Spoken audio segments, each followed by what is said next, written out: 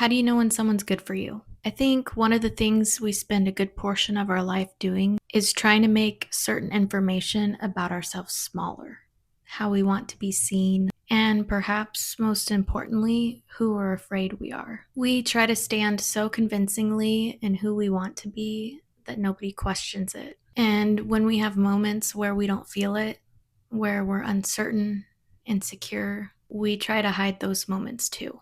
When you're younger, you think you're doing a pretty good job of keeping it all under wraps. But then you get older and wiser, and you start to realize you're more translucent than you thought you were. People who spend enough time around you can see it.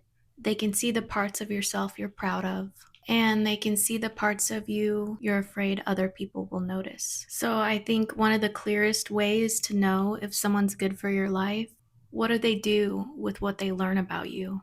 Someone who isn't good for you, they'll take the person you want to become and use that image to diminish you. If you're trying to become more confident, they'll try to make you feel small. If you're trying to be more independent, they'll undermine your ability to trust yourself. They'll work against the person you're becoming. And then there's the other side of it, the things you're afraid you are, the parts of yourself that you already question. Someone who isn't good for you learns those things too. They'll make you feel like your worst fears, your insecurities are your identity. But someone who's good for your life does something very different. They see who you want to be and look for evidence of that person in you. They notice your good qualities and they encourage them.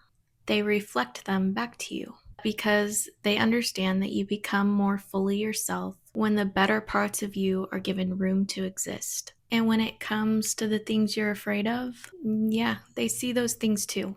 They don't make them bigger. They help make those things quieter, less frightening. That's one of the simplest ways to know who's good for your life. Do they make your worst fears about yourself feel inevitable? Or do they see the person that you want to be and help you believe that person's already there? The people closest to us eventually become witnesses to both versions of us. The person we hope we are and the person we're afraid we are. And the right people don't force you to choose between them.